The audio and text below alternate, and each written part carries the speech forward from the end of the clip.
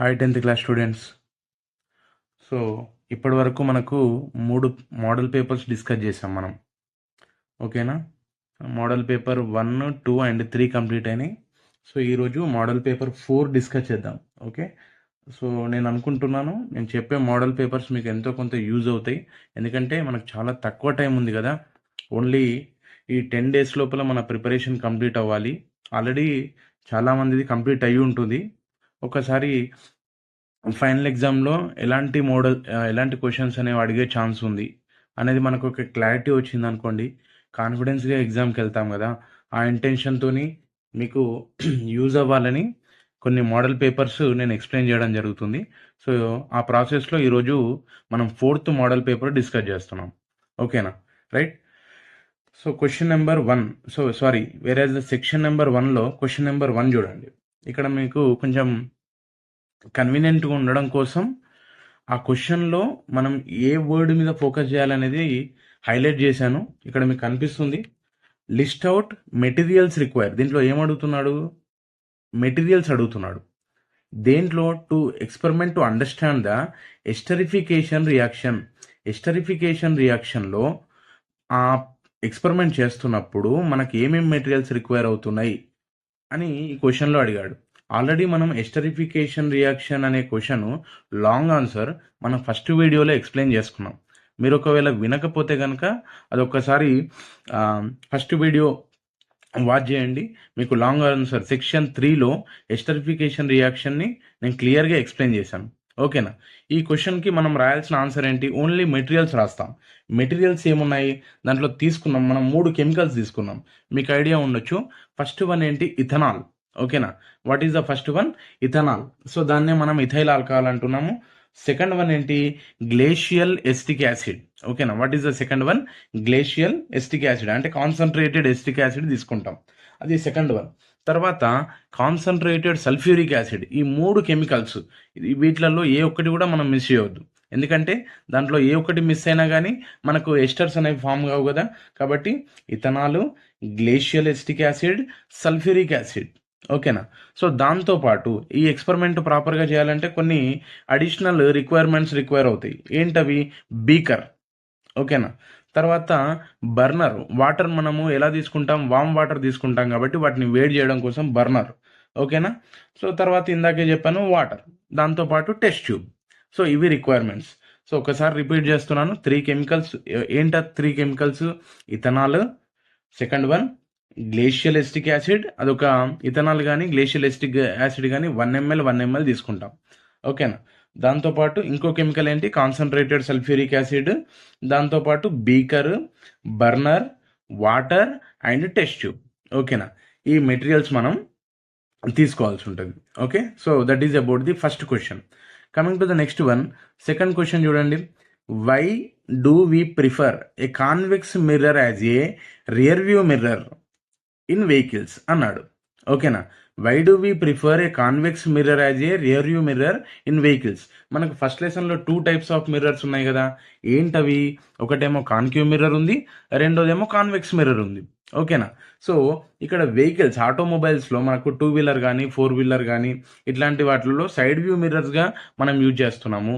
అలాగే వెహికల్స్లో rear view మిర్రర్గా మనం convex మిర్రర్ని use చేస్తున్నాం. ఎందుకు యూజ్ చేయాలి? సపోజ్ కాన్కేవ్ మిర్రర్ యూజ్ చేస్తే ఏమవుతుంది? ఎందుకు కాన్వెక్స్ మిర్రర్ యూజ్ చేయాలి అనేది ఒకసారి మనం డిస్కస్ చేద్దాం. ఓకేనా?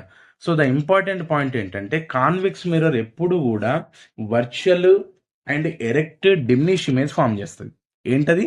దాని ప్రాపర్టీస్ ఏంటి? ఇది ఎప్పుడు కూడా వర్చువల్ ఇమేజ్ ఫామ్ చేస్తుంటుంది. ఓకేనా? తర్వాత ఇమేజ్ అనేది స్మాల్ సైజులో అంటే డిమినిష్గా వస్తుంటుంది. సో దాంతోపాటు ఇమేజ్ అనేది ఎప్పుడు కూడా ఎలా ఉంటుంది? ఎరెక్ట్ ఉంటుంది, స్ట్రేట్గా ఉంటుంది. ఓకేనా? వర్చువల్ ఇమేజ్ ఫామ్ అవుతుంది, డిమినిష్ అంటే small, and erect image form అవుతుంది అనమాట.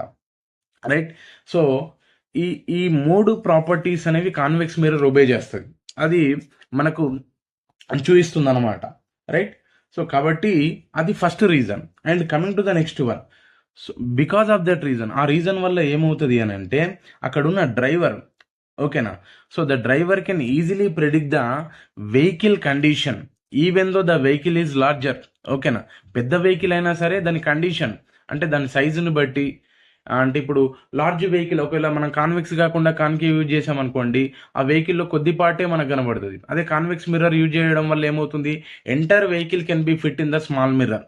ఓకేనా? టోటల్ వెహికల్ దాని ఇమేజ్ అనేది మనకు దీంట్లో ఫార్మ్ అవుతుంది. ఓకే. సో ఈ రీజన్ వల్ల మనం కాన్వెక్స్ మిర్రర్ యూజ్ చేస్తున్నాం. ఓకేనా? కాన్వెక్స్ మిర్రర్ ఏం చేస్తుందంటే ఆ ఇమేజ్ అక్కడున్న బియాండ్ వెహికల్ని మనకు టోటల్గా ఈ మిర్రర్లో ఫిట్ చేస్తుంది. ఎందుకంటే convex mirror forms diminish image కదా, irrespective of any position. Object ఎక్కడైనా ఉండని, ఇది ఎప్పుడు కూడా స్మాల్ ఇమేజ్ ఫామ్ చేస్తుంది. అండ్ ఇమేజ్ అనేది ఎరెక్ట్గా ఉంటుంది. ఎరెక్ట్ అంటే స్ట్రేట్, రివర్స్ కనబడదు, కరెక్ట్ స్ట్రేట్ కనబడుతుంది. అండ్ వర్చువల్ ఇమేజ్ ఫామ్ చేస్తుంది. ఓకేనా?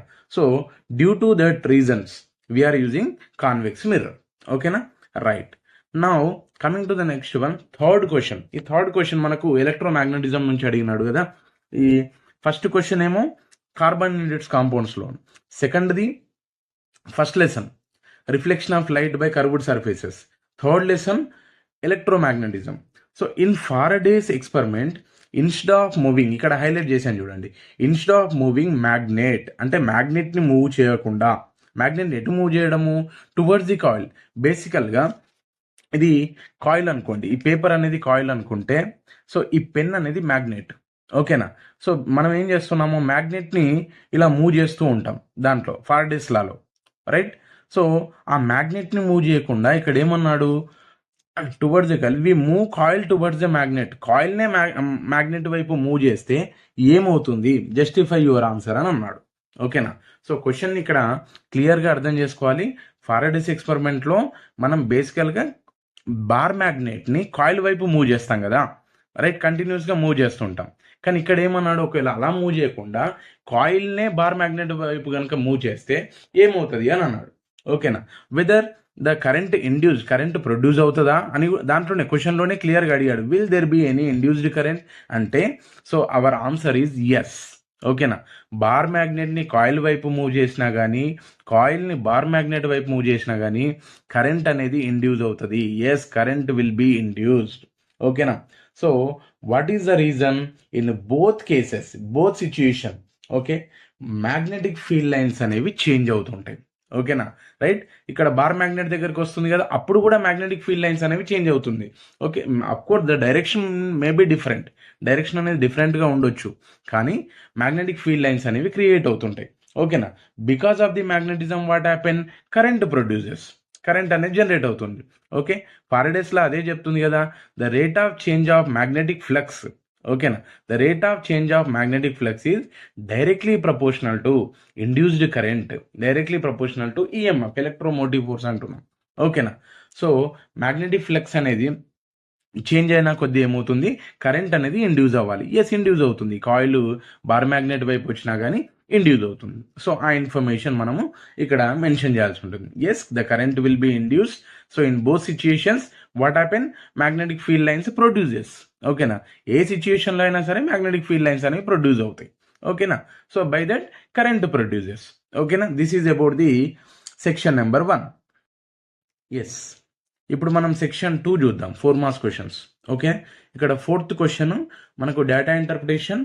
సో ఇది దేంట్లో నుంచి ఇచ్చాడు, ఇన్ఫర్మేషన్ స్కిల్స్ అకాడమిక్ స్టాండర్డ్స్కి రిలేటెడ్ కదా, రైట్? సో ఇక్కడ క్వశ్చన్ వచ్చేసి స్ట్రక్చర్ ఆఫ్ ఆటమ్ నుంచి కనబడుతుంది మనకు. ఓకేనా? ఎందుకంటే ఇక్కడ మనం చూస్తున్నాం కదా, ఎన్ అంటే ప్రిన్సిపల్ క్వాంటమ్ నెంబర్, ఎల్ అంటే యాంగులర్ మొమెంటం క్వాంటమ్ నెంబర్, ఎం అంటే ఏంటి, మ్యాగ్నెటిక్ క్వాంటమ్ నెంబర్. ఆల్రెడీ మనం క్వాంటమ్ నెంబర్స్ గురించి ప్రీవియస్ వీడియోస్లో ఉంది. ఓకేనా? మీరు కనుక అది వాచ్ చేయకపోతే ఒకసారి క్లియర్గా చూడొచ్చు, వాచ్ చేయండి. ఎందుకంటే దాంట్లో నేను క్వాంటమ్ నెంబర్స్ గురించి సింపుల్గా ఈజీ టర్మినాలజీతో మీకు ఎక్స్ప్లెయిన్ చేశాను. ప్రిన్సిపల్ క్వాంటమ్ నెంబర్ అంటే ఏంటి, యాంగులర్ మొమెంటం క్వాంటమ్ నెంబర్ అంటే ఏంటి, మ్యాగ్నెటిక్ అంటే ఏంటి, స్పిన్ క్వాంటమ్ నెంబర్ అంటే ఏంటి, అండ్ వాటి సిగ్నిఫికెన్స్ ఏంటి, లాంగ్ ఆన్సర్లో నేను క్లియర్గా ఎక్స్ప్లెయిన్ చేశాను. ఓకేనా? సో దాంట్లో మీరు ఆ ఇన్ఫర్మేషన్ గెయిన్ చేసుకోవచ్చు, రైట్? సో ఒకసారి ఇక్కడ ఇచ్చిన క్వశ్చన్ చూడండి, ఇది మనకి ఇచ్చిన టేబుల్. ఓకే, ఎన్ వాల్యూస్ ఇవి. ఎన్ అంటే ఏంటి, మెయిన్ ఎనర్జీ లెవెల్స్ అనమాట, కేఎల్ఎం షెల్స్. ఓకే, ఎన్ వాల్యూస్ 1, 2, 3. ఓకేనా? ఎల్ వాల్యూస్ ఇచ్చాడు. సో ఎన్ వాల్యూ 1 ఉన్నప్పుడు ఎల్ వాల్యూ 0, ఎం వాల్యూ 0, రైట్? ఎందుకంటే L equal to n-1 formula అనమాట. ఓకేనా? So what is the formula, L equal to n-1, L equal to n-1, right. So L value కావాలంటే మనము n value నుంచి ఒకటి subtract చేస్తాం. And 2 main energy level 2కి L value ఏమవుతుంది, 1 అవుతుంది. ఓకేనా, ఇక్కడ ఉంది. అదే 3 అయింది అనుకోండి, సో L వాల్యూ ఎంత ఉంటుంది, 2 ఉంటుంది. ఇక్కడ M వాల్యూస్ ఇచ్చాడు. ఓకేనా, M వాల్యూస్ మనం ఎలా ఫైండ్ అవుట్ చేస్తామంటే that is depends on the formula M equal to 2L plus 1.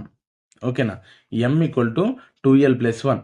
నీకు n వాల్యూ ఐడియా ఉందనుకోండి, we can get the L, ఎందుకంటే L ఈక్వల్ టు n-1 అన్నాం. L వాల్యూ ఐడియా ఉందనుకోండి, M వచ్చేస్తుంది మనకు, ఎందుకంటే M equal to 2L plus 1 కాబట్టి. ఓకేనా, రైట్. సో దాన్ని బేస్ చేసుకొని మనకి ఇక్కడ వాల్యూస్ ఇచ్చాడు. 0 ఉన్నప్పుడు 0కి -0, +0 అట్లాంటివి ఏమి ఉండవు కదా, 0నే. ఇక్కడ చూడండి 0కి 0నే. ఇక్కడ Lకి 3 వచ్చినాయి, -1, 0, +1. నేను ఇందాకే ఫార్ములా చెప్పాను కదా, 2L ప్లస్ 1 అన్నాను కదా. సో ఇక్కడ L వాల్యూ ఎంత ఉంది, 1 ఉంది కదా. సో దీంట్లో సబ్స్టిట్యూట్ చేస్తే 2 × 1 + 1, 2 + 1 ఎంత అవుతుంది, 3 అవుతుంది. మరి ఆ 3 ఏంటి, -1, 0, +1. ఓకేనా, అదే 3 ఉందనుకోండి, L వాల్యూ ఏమవుతుంది, నీకు 2 వస్తుంది. అంటే 2 × 2, 2 2s are 4 + 1, 2L + 1 కదా ఫార్ములా, 5 వాల్యూస్ రావాలి. ఓకేనా, అంటే L ఈక్వల్ టు 2 కనుక ఉంటే అవేంటి, -2, -1, 0, +1, +2, 1 2 3 4 5 వాల్యూస్ వచ్చినాయి కదా. సో ఆ ఇన్ఫర్మేషన్ మనకు టేబుల్లో ఇచ్చాడు. ఇప్పుడు క్వశ్చన్ అడుగుతున్నాడు, if L equal to 2, how many values present for M? L కనుక 2 అయింది అనుకోండి, M వాల్యూస్ ఎన్ని ఉంటాయి, 5 వాల్యూస్ ఉంటాయి. ఓకేనా, 2L + 1 కదా, రైట్. అవేంటి అని అడిగినాడు అనుకోండి, అప్పుడు -2, -1, 0, +1, +2. Okay, right. అంటే ఇచ్చిన L వాల్యూకి నెగిటివ్ నుంచి పాజిటివ్ వరకు. ఇప్పుడు ఫర్ ఎగ్జాంపుల్ 3 ఉందని అనుకోండి, 2 3 6, 6 + 1 7 అవుతుంది. ఓకేనా, ఆ 7 వాల్యూస్ ఏంటంటే 3 అంటే -3 నుంచి +3 వరకు వెళ్ళాలి. సెకండ్ క్వశ్చన్ చూడండి, right symbol of orbital for L equal to 1. L equal to 1కి సింబల్ అని అన్నాడు. ఓకేనా, సో ఇక్కడ మనకు ఆర్బిటాల్స్, L వాల్యూస్ ఎప్పుడు కూడా ఆర్బిటాల్స్ని ఇస్తాయి. అవేంటి, S P D F. S value 0 అన్నమాట, P value 1, D value 2, F value 3. ఇవి L వాల్యూస్, ఇవి సింబల్స్. ఓకేనా, L వాల్యూ నీకు క్వశ్చన్లో ఏమి ఇచ్చాడు, right the symbol of orbital for L equal to 1. L equal to 1 ఉన్నప్పుడు నీకు ఏ సింబల్ ఉంది, P ఉంది. ఓకేనా, సో కాబట్టి సింబల్ అనేది P, దాన్ని మనం ఇలా కూడా రాయొచ్చు, PX, PY, PZ, మనకు 3 ఉంటాయి. ఓకేనా, so that is the symbol. Third question, what is the shape of sub shell L equal to 2? L equal to 2 అయితే దాని షేప్ ఏముంటుంది అని అడిగాడు. ఇక్కడ L ఈక్వల్ టు 2 ఉన్నప్పుడు D ఉంది, D అనేది సింబల్ అవుతుంది, కానీ షేప్ ఏంటి, దాని షేపు డబుల్ డంబెల్. ఓకేనా, రైట్. సింబల్ ఏంటి, ఇక్కడ డబుల్ డంబెల్ అనేది ఉంటుందన్నమాట. సో ఇది సింగిల్, ఇది ఓన్లీ ఒకటి డ్రా చేసామనుకోండి, అది P ఆర్బిటాల్ అవుతుంది, డంబెల్. సో ఇది డబుల్ డంబెల్. ఓకేనా, కాబట్టి L ఈక్వల్ టు 2 అన్నప్పుడు డబుల్ డంబెల్ వస్తుంది, right. Next fourth question, for N equal to 4, L equal to 3, then M values. ఇక్కడ చూడండి, L ఈక్వల్ టు 3 ఉంది, M వాల్యూస్ ఏమవుతాయి, 2 3s 6, 6 + 1 7. ఆ వాల్యూస్ ఏంటి, ఈ 3 ఉంది కదా, ఈ 3ని చెక్ చేసుకొని దీన్ని నెగిటివ్ -3, -2, -1, 0, +1, +2, +3 ఇవి రాస్తే మనకు ఫోర్త్ ఆన్సర్ అనేది కంప్లీట్ అవుతుంది. ఓకేనా, రైట్. సో చాలా సింపుల్. అండ్ ఫిఫ్త్ క్వశ్చన్ చూడండి, ఇక్కడ ఫిఫ్త్ క్వశ్చన్ కొంచెం లాజికల్గా అడిగినాడు. ఒకటికి 2 సార్లు క్వశ్చన్ చదివినాం అనుకోండి, ఈజీగా దీనికి ఆన్సర్ చేయవచ్చు. ఓకేనా, సో ఇలాంటి క్వశ్చనే మనకు ఫస్ట్ మోడల్ పేపర్లో కూడా ఉంది. ఓకే, అక్కడ ఏంటి, ప్లాస్టర్ ఆఫ్ ప్యారిస్ గురించి అడిగాడు. డాక్టర్ యూజ్డ్ వైట్ పౌడర్, ఓకేనా, టు ఫిక్స్ ఫ్రాక్చర్డ్ బోన్స్ అని చెప్పి సంథింగ్ మనకు క్వశ్చన్ ఇచ్చాడు కదా. మీరు చూడకపోతే ఒకసారి ఆ వీడియోలో చూడండి, మీకు ఐడియా వస్తుంది, రైట్. సో ఇక్కడ ఫిఫ్త్ క్వశ్చన్ చూడండి, ఏ శానిటరీ వర్కర్ యూజెస్ ఏ వైట్ కెమికల్. ఒక శానిటరీ వర్కర్ ఉన్నాడు, ఓకేనా, ఎవరైతే క్లీనింగ్ చేస్తుంటాడో ఆయన ఏం చేశాడు, ఒక వైట్ కెమికల్ని యూజ్ చేశాడు. ఓకే, ఆ వైట్ కెమికల్కి ఏ ప్రాపర్టీ ఉందో కూడా చెప్పాడు. So with a strong smell of chlorine gas. ఓకేనా, సో దానికి ఒక strong smell of chlorine gas property ఉందన్నమాట. ఓకేనా, ఆ కెమికల్ ఎలా ఉంది, ఆ స్మెల్ క్లోరిన్ స్మెల్ వచ్చేస్తుంది, స్ట్రాంగ్ స్మెల్ వస్తుంది, రైట్. సో దాన్ని దేనికి యూజ్ చేశాడు? టు డిస్ఇన్ఫెక్ట్ ద వాటర్ ట్యాంక్ని ప్యూరిఫై చేయడం కోసం. ఎందుకంటే వాటర్ ట్యాంక్లో వాటర్ ఉంది కదా, ఆ వాటర్ని ఇన్ఫెక్ట్ అవ్వకుండా, బ్యాక్టీరియా నుంచి ఇన్ఫెక్ట్ అవ్వకుండా ప్యూరిఫై చేయడం కోసము ఈ కెమికల్ని యూజ్ చేశాడు. Identify the chemical. ఓకేనా? ఆ కెమికల్ ఏమై ఉంటుంది మనం ఈజీగా చేయవచ్చు. ఓకేనా? So that chemical is nothing but bleaching powder. ఓకేనా? So what is that chemical? Bleaching powder. And ఇక్కడ ఏమన్నాడు? రైట్ ఇట్స్ యూజెస్ అన్నాడు. రైట్. అక్కడ ఆ కెమికల్ ఏంటి? Bleaching powder. ఆ బ్లీచింగ్ పౌడర్ యూజెస్ ఏందో మనం ఇక్కడ రాయాలి. ఓకేనా? ఫస్ట్ యూజ్ ఆల్రెడీ తెలిసిపోయింది కదా. So the bleaching powder is used to disinfect of water. ఓకేనా? వాటర్ ఇన్ఫెక్ట్ అవ్వకుండా ఉండడం కోసం యూజ్ చేస్తాం. అది మన first use. And coming to the next one, ఈ బ్లీచింగ్ పౌడర్ని మనం ఎక్కడెక్కడ యూజ్ చేస్తాము? టెక్స్టైల్ ఇండస్ట్రీలో యూజ్ చేస్తారు. ఓకేనా? కొన్ని కీవర్డ్స్ గుర్తుపెట్టుకోవాలి. ఓకే. సో ఫస్ట్ వన్ ఏమన్నాం? మీకు అదంతా సెంటెన్స్ రాయడం ఇబ్బంది అయితే టు ప్యూరిఫై వాటర్ని ప్యూరిఫికేషన్ కోసం యూజ్ చేస్తాము. సెకండ్ వన్ ఏంటి? It is used in the textile industry. ఓకేనా? టెక్స్టైల్ ఇండస్ట్రీలో యూజ్ చేస్తాం. Okay, right. ఎందుకంటే టెక్స్టైల్ ఇండస్ట్రీలో టు బ్లీచ్ పర్టిక్యులర్ క్లాత్స్, ఆ ఫైబర్స్ని క్లీన్ చేయడం కోసం. Next, so it is also used in the paper industry. Paper ఇండస్ట్రీలో ఆ వుడ్ పల్ప్ ఉంటుంది కదా, ఆ వుడ్ పల్ప్ క్లీనింగ్ కోసం కూడా మనము ఈ బ్లీచింగ్ పౌడర్ యూజ్ చేస్తాం అన్నమాట. ఓకేనా, రైట్. అండ్ దాంతోపాటు it is used to prepare the chloroform. ఓకేనా? క్లోరోఫామ్ అంటే ఏంటి? మత్తు మందు, అనెస్థీషియా. ఓకే. సో దాని ప్రిపరేషన్లో కూడా మనము bleaching powder it is acting as a raw material. ఓకేనా? సో దాన్ని యూజ్ చేసుకొని క్లోరోఫామ్ కూడా మనం ప్రిపేర్ చేయొచ్చు. It is used to purify the water, it is used in the textile industry, it is used in the paper industry, it is used in the chloroform. ఇట్లా sentence రాయాలన్నమాట. ఓకేనా, right. So ఈ white colour powder, ఈ ఏదైతే chemical ఉంది కదా, ఆ chemical ఎక్కడెక్కడ use చేస్తున్నామో మనం ఇప్పుడే చూసాం కదా. టోటల్ 4 యూజెస్ అక్కడ రాసేస్తే సరిపోతుంది, ఆ కెమికల్ నేము. అండ్ ఇంకొక అడిషనల్ ఇన్ఫర్మేషన్ ఏంటంటే bleaching powder is also called calcium oxychloride, CaOCl2. ఈ ఫార్ములా గుర్తుపెట్టుకోవాలి. ఇది బ్లీచింగ్ పౌడర్ ఫార్ములా, CaOCl2. దీన్నే మనం కాల్షియం ఆక్సీక్లోరైడ్ అంటాం, కాల్షియం ఆక్సీక్లోరైడ్. ఓకేనా? So this is about the 5th question, right. And coming to the next one, 6th one, an object placed at a distance of 30 centimetre from a concave lens. ఓకేనా? ఏం అడిగాడో క్లియర్గా చూసుకోవాలి. Lens అనేది ఇక్కడ నేను highlight చేయడం మర్చిపోయినాను, ఇది మెయిన్ వర్డ్ యాక్చువల్గా. ఓకేనా, రైట్. కాన్కేవ్ మిర్రరా లెన్సా చూసుకోవాలి. Okay, concave lens of focal length 15 centimetre, right. So object distance ఇచ్చాడు 30 సెంటీమీటర్, ఆ లెన్స్ ఫోకల్ లెంత్ ఎంత ఇచ్చాడు? 15 సెంటీమీటర్ ఇచ్చాడు. Find the image distance, right the characteristics of the image. ఇప్పుడు యూ వాల్యూ ఉంది, ఎఫ్ వాల్యూ ఉంది, నువ్వు వి వాల్యూ ఫైండ్ అవుట్ చేయాలి. ఓకే, అండ్ దాని నేచర్ ఏంటి, ఓకే, దాని ఫీచర్స్ ఏముంటాయి అనేది మనం ఫైండ్ అవుట్ చేయాలి. ఓకే, లెన్స్ అన్నాడు కాబట్టి లెన్స్ అనగానే మనకు ఫార్ములా ఏం గుర్తు రావాలి? 1/f = 1/v - 1/u. ఓకేనా, ఇది లెన్స్ ఫార్ములా. అదే ఒకవేళ మిర్రర్ అడిగాడు అనుకోండి, అప్పుడు 1/f = 1/u + 1/v. ఇది మిర్రర్ ఫార్ములా. ఇది lens formula, 1/f = 1/v - 1/u. Okay, ఈ ఫార్ములా గుర్తుపెట్టుకోవాలి, రైట్. మనకి ఇప్పుడు అడిగిన క్వశ్చన్ దీనికి రిలేటెడ్, లెన్స్కి రిలేటెడ్. ఓకే, సో ఫస్ట్ ఎప్పుడైనా సరే ప్రాబ్లం ఇచ్చినప్పుడు గివెన్ డేటా రాయాలి. గివెన్ ఏమి ఇచ్చాడు? ఆబ్జెక్ట్ డిస్టెన్స్ ఇచ్చినాడు, తర్వాత ఇమేజ్ డిస్టెన్స్ నిన్ను ఫైండ్ అవుట్ చేయమన్నారు. Okay, next F value. ఓకేనా, ఎఫ్ వాల్యూ ఆల్రెడీ అక్కడ మెన్షన్ చేశాడు, రైట్. ఈ గివెన్ డేటా రాసి తర్వాత ఫార్ములా రాస్తాం, ఫార్ములా. ఓకేనా, ఆ ఫార్ములా ఏంటి? ఇక్కడ ఆల్రెడీ చెప్పాను కదా, 1/f = 1/v - 1/u. Formula complete అయిపోయిన తర్వాత మనం ఏం చేయాలి? First while we're doing the problem, sign conventions అనేవి చాలా ఇంపార్టెంట్ రోల్ చేస్తాయి. సైన్ కన్వెన్షన్స్ అనేవి ఇంపార్టెంట్ రోల్ ప్లే చేస్తాయి. ఓకేనా, సైన్ కన్వెన్షన్స్ అనేవి కరెక్ట్గా, అంటే U value, V value, F value వాటి ముందు ఉండే సైన్ మైనసా ప్లస్ అనేది కరెక్ట్ మనం మెన్షన్ చేయకపోతే ప్రాబ్లం అనేది రాంగ్ వచ్చే ఛాన్స్ ఉంది. ఓకేనా, కాబట్టి ఇప్పుడు నేను ఒక టేబుల్ మీకు స్క్రీన్ మీద ప్రజెంట్ చేస్తున్నాను.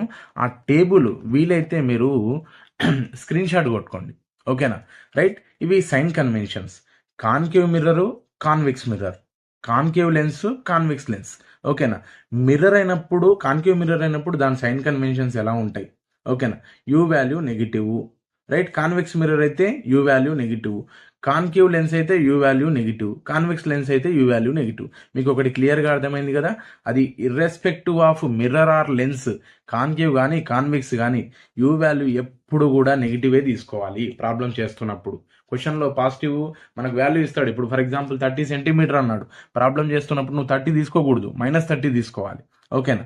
అండ్ వి వాల్యూ తీసుకోండి. వి వాల్యూ ఇక్కడ చేంజ్ అవుతూ ఉంటుంది. కాన్కేవ్ మిర్రర్ అయితే concave mirror can form real image as well as virtual. ఒక కేసులో మనకు virtual between pole and focus place చేసినప్పుడు వర్చువల్ ఫామ్ అవుతుంది కదా. వర్చువల్ ఇమేజ్ కనుక వచ్చినప్పుడు పాజిటివ్, రియల్ ఇమేజ్ అయితే నెగిటివ్. అంటే డిపెండింగ్ ఆన్ ది డిస్టెన్స్ మనం డిసైడ్ చేస్తాం. ఓకేనా? తర్వాత కాన్వెక్స్ మిర్రర్ తీసుకోండి. వి వాల్యూ ఎప్పుడు కూడా పాజిటివే. ఎందుకంటే కాన్వెక్స్ మిర్రర్ ఎప్పుడు కూడా వర్చువల్ ఇమేజే ఫామ్ చేస్తుంది కాబట్టి దాని సైన్ పాజిటివ్. కాన్కేవ్ లెన్స్ తీసుకోండి. కాన్కేవ్ లెన్స్ వి వాల్యూ ఎప్పుడు నెగిటివే ఉంటుంది. ఓకేనా? కాన్వెక్స్ లెన్స్ తీసుకోండి. వర్చువల్ ఏమో పాజిటివ్. ఓకేనా? రియల్ ఇమేజ్ అయితేనేమో negative. Right. So F value focal length. Focal length concave మిర్రర్కి నెగిటివ్. సో ఇక్కడ ఒకటి చిన్న ఇంపార్టెంట్ పాయింట్ మనం గుర్తుపెట్టుకోవాలి. అది మిర్రర్ అయినా లెన్స్ అయినా కాన్కేవ్ అయిందనుకో అది నెగిటివ్ ఉంటుంది ఎఫ్ వాల్యూ. రైట్. అది మిర్రర్ అయినా లెన్స్ అయినా, అది కాన్వెక్స్ అయితే కనుక ఎఫ్ వాల్యూ పాజిటివ్ ఉంటుంది. నీకు ఇప్పుడు అడిగింది ఏంటంటే క్వశ్చన్లో కాన్కేవ్ అడిగాడు, కాన్కేవ్ లెన్స్ గురించి అడిగాడు. అంటే నువ్వు యూ వాల్యూ నెగిటివ్ తీసుకోవాలి, ఎఫ్ వాల్యూ కూడా నెగిటివ్ తీసుకోవాలి. తీసుకొని మనం ప్రాబ్లం చేస్తాం. అర్థమైందా? రైట్. సో మనకు క్వశ్చన్లో ఏమి ఇచ్చాడు? యూ వాల్యూ 30 సెంటీమీటర్ ఇచ్చాడు. యూ వాల్యూ 30 ఉంది. ఎఫ్ వాల్యూ ఎంత ఇచ్చాడు? 15 సెంటీమీటర్స్ ఇచ్చాడు. ఓకేనా? లెన్స్ ఏమన్నాడు? Concave lens. ఇందాక నేను టేబుల్లో చూపించాను కదా. సో కాన్కేవ్ లెన్స్కి యూ వాల్యూ -30, వి వాల్యూ మనం ఇప్పుడు ఫైండ్ అవుట్ చేయాలి. ఎఫ్ వాల్యూ కూడా మైనసే, నెగిటివే. ఓకేనా? రైట్. నెగిటివే. రైట్. ఇందాక టేబుల్ నేను స్క్రీన్ షాట్ తీసుకోమని చెప్పాను కదా. లేదంటే మీరు ముందుకెళ్ళి ఒక్కసారి బ్యాక్ వెళ్ళి ఆ వీడియో చూస్తే మీకు ఆ టేబుల్ కనబడుతుంది. ఓకే. మనకు రిక్వైర్డ్ ఫార్ములా ఏంటి? 1/f = 1/v - 1/u. 1/f value -15. మనం సైన్ కన్వెన్షన్స్ అప్లై చేయకపోతే 15 వేసుకుంటాం, మనకు ఆన్సర్ రాంగ్ వస్తుంది కదా. 1/-1/u వాల్యూ ఎంత? -30. ఓకేనా? -30. ఇప్పుడు వీటిని షిఫ్ట్ చేద్దాం. ఓకేనా? రైట్. 1/v -1/-30 ఉంది. ఎందుకంటే యూ వాల్యూ మనం -30 తీసుకుంటున్నాం కదా. ఇప్పుడు వీటిని మనం ట్రాన్స్ఫర్ చేద్దాం. అంటే వాల్యూస్ అనేవి ట్రాన్స్ఫర్ చేసుకుంటే మనకి ఎల్సిఎమ్స్ కానీ, ఓకేనా, క్యాల్కులేషన్స్ అనేవి ఈజీగా అవుతాయి కదా. ఓకే. ఇప్పుడు వాల్యూస్ మనం ట్రాన్స్ఫర్ చేస్తున్నాం. 1/-15 = 1/v. పైన న్యూమరేటర్లో డినామినేటర్లో మనకు రెండు కూడా నెగిటివ్ సైన్ ఉంది కాబట్టి అది క్యాన్సిల్ అయిపోయి 1/30 అవుతుంది. ఓకేనా? సో ఇప్పుడు మనం ఏం చేస్తున్నాము? ఈ 1/-15 తర్వాత ఈ +1/30 ఇక్కడ వచ్చేస్తే ఏమవుతుంది? -1/30 = 1/v. ఓకేనా? 1/-15 -1/30 = 1/v. మీకు దీంట్లో న్యూమరేటర్లో కానీ డినామినేటర్లో కానీ ఒక నెగిటివ్ సైన్ ఉంటే ఆ నెగిటివ్ సైన్ టోటల్ ఫ్రాక్షన్కి వ్యాలిడ్ అవుతుంది కదా. Therefore we can write as -1/15. దీన్ని -1/15 రాయొచ్చు కదా. -1/30 = 1/v. మైనస్ని కామన్ తీయండి. 1/15 + 1/30 = 1/v. అంతే కదా. Any doubt? ఇక్కడ నెగిటివ్ ఉంది, ఇక్కడ నెగిటివ్ ఉంది. ఆ నెగిటివ్ని నేను కామన్ తీశాను. ఓకేనా? ఇప్పుడు మనం ఏం చేస్తాము? ఈ 15 30కి ఎల్సిఎం చేస్తాం కదా. 15 1s 15, 15 2s. ఎల్సిఎం ఎంత అవుతుంది? 30 అవుతుంది. అంతే కదా. ఈ 15కి 30కి ఎల్సిఎం తీసాం. ఓకేనా? ఇక్కడ ఏముంది? 15 ఉంది. 15 టేబుల్లో మనకు 30 ఎప్పుడు వస్తుంది? ఎల్సిఎం 30 వచ్చింది కదా. కాబట్టి 15 టేబుల్లో 30 ఎప్పుడు వస్తుంది? 2 టైమ్స్. ఆ 2 ఇక్కడ మనం మెన్షన్ చేస్తాం. ఓకేనా? సో తర్వాత ప్లస్కి ప్లస్ 30 టేబుల్లో 30 ఎప్పుడు వస్తుంది? 1 టైం. ఆ 1 ఇక్కడ మెన్షన్ చేస్తాం. ఈ ముందర ఏముంది? Negative sign. కాబట్టి -1/v. సో -2 + 1 3. 3/30 = 1/v. 3 1s 3 10s. సో -1/10 ఈక్వల్ టు 1/v. మనం క్రాస్ మల్టిప్లికేషన్ చేసామనుకోండి, -v equal to 10 centimetre, otherwise v equal to -10 centimetre వస్తుంది. ఓకేనా? So therefore image distance అనేది మనకు -10 సెంటీమీటర్ ఆన్సర్ వచ్చింది. కానీ మన ఆన్సర్ అక్కడితో కంప్లీట్ అయిందా? లేదు. ఇక్కడ ఏమడిగాడు? క్యారెక్టరిస్టిక్స్ అంటే దానికి ఉండాల్సిన ఫీచర్స్ కూడా అడిగాడు. ఆ ఫీచర్స్ ఏంటి?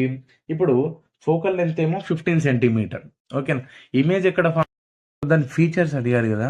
ఇక్కడ కాన్కేవ్ లెన్స్ అన్నాడు కాబట్టి irrespective of any position concave lens ఎప్పుడు కూడా మనకు ఎరెక్ట్ ఇమేజ్, వర్చువల్ ఇమేజ్ అనేది డిమినిష్.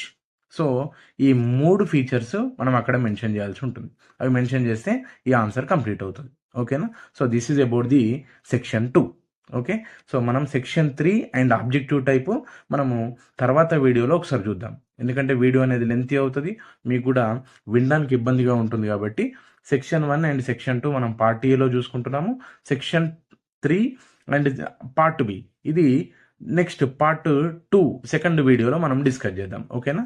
Right, thank you.